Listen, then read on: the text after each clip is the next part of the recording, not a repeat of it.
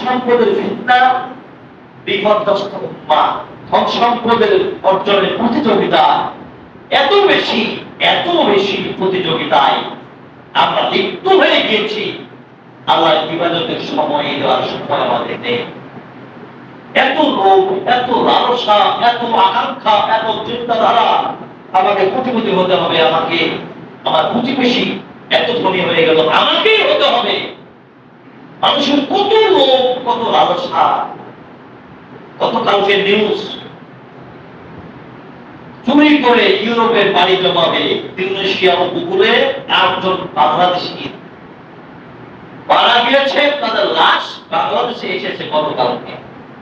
কি কান্নাকাটি করছে পিতা মাতা, তাদের এত লোক। এই সন্তানদেরকে তারা এই হত্যার মুখামুখি করে দিয়েছে, এই জন্য তাদেরকেও দায়বদ্ধতা বহন করতে হবে।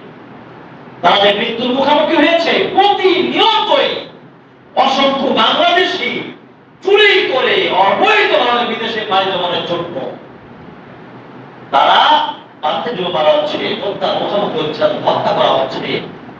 এই সন্তানকে মুখামুখি করে দিল, মৃত্যুর মুখামুখি সেই পিতা মাতা করে দিল। এই জন্য সে পিতা মাতাকেও দায়িত্ব বহন করতে হবে। এই সন্তানকে সে লালন পালন করেছে, তার অন্তরে এত লোক স্থান পেয়েছে, তাকে কোটিপতি হতে হবে। অন্য প্রতিবেশী এত লক্ষ টাকার মালিক, আমার সন্তান হাতায় ডেলারি করবে, এটা তো হতে পারে না। সে লোন নিয়ে, সুদ নিয়ে, টাকা ধার নিয়ে, জমি বিক্রি করে, বাড়ি ভিটা বিক্রি করে তার সন্তানকে পাঠাচ্ছে, তাও অবৈধভাবে। আর বাংলাদেশের কর্মকর্তা যারা রয়েছে, বাংলাদেশ পৃথিবীর মধ্যে বাংলাদেশ এমন একটা দেশ, এই দেশকে, এই দেশের শাসককে যুগে যুগে যারা আছে, পৃথিবীর প্রতিটি উন্নত দেশ এই দেশের মানুষকে মনে করে এরা চোর, বাটপার এবং দুর্নীতিবাজ। এই সার্টিফিকেট তারা অর্জন করেছে। অসংখ্য মানুষ বিদেশে পাড়ি যেতে যাচ্ছে অবৈধভাবে, কি দরকার? আর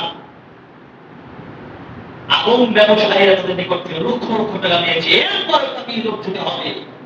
কারণ ইউরোপে গেলে সে প্রতি মাসে 1-2 লক্ষ টাকা ইনকাম করবে। কাপুরুষের বাচ্চা, আর এই আশাটা কেন হবে? পিতা মাতাও কাপুরুষ, এই সন্তান যার বিবেক বদলে শিক্ষিত করেছে, ওই বেটাও কাপুরুষের বাচ্চা।